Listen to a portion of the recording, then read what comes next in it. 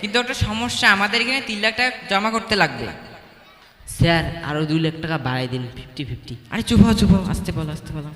বলে কি? তাহলে এখানে 5 লাখ টাকা জমা করতে হবে। ওকে স্যার, আমি দিতেছি, দাঁড়ান 1 মিনিট। এই নিন স্যার 5 লাখ টাকা চেক। ভালোই হলো 5 লাখ টাকা দিলে। থ্যাংক ইউ স্যার আমাকে চাকরিটা দেওয়ার জন্য। ওয়েলকাম।